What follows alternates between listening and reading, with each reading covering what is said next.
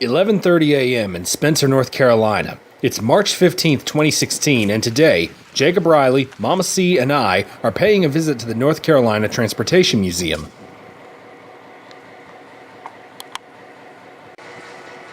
While the trains were not running today, there was still a lot of activity going on. Inside the main shop building is a very old and significant locomotive that's up from Atlanta, Georgia for restoration. Former Western and Atlantic 440 number 49. Better known as the Texas, this is one of two engines that took part in the famed Great Locomotive Chase during the Civil War. Texas is here for cosmetic restoration, and once finished, it will be placed on display in its new home in the Atlanta Heritage Center in downtown Atlanta. Prior to that, it was inside the now closed Cyclorama near Zoo Atlanta. There are a lot of locomotives and cars on display inside the roundhouse. Many of these trains I've seen in here on previous visits in the past. But something was different this time.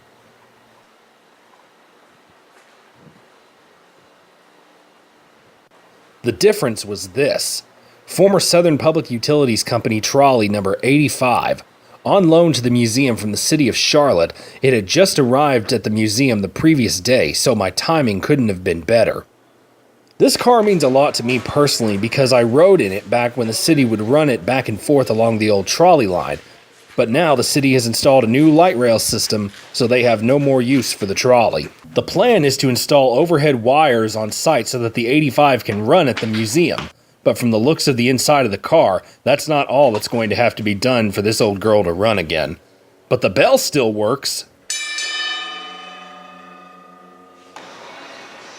The second visitor at NCTM is this, former Norfolk Western Class J number 611. At the time this was shot, the engine was in Spencer for federal inspections for her upcoming trips to Lynchburg, Virginia and Asheville, North Carolina.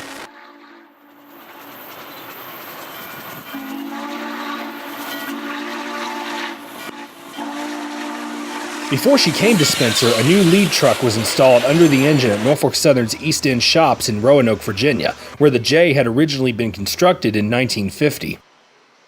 Outside the roundhouse, 611's two tenders wait to be joined back to the big 484.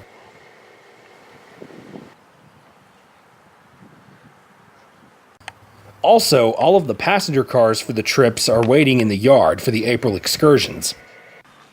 With the sun high overhead, we left the museum for a quick run to the little choo-choo shop, and then in part 2, we hit the high iron of the Piedmont Division. In Spencer, North Carolina, this is Ravenhawk 6910, signing off.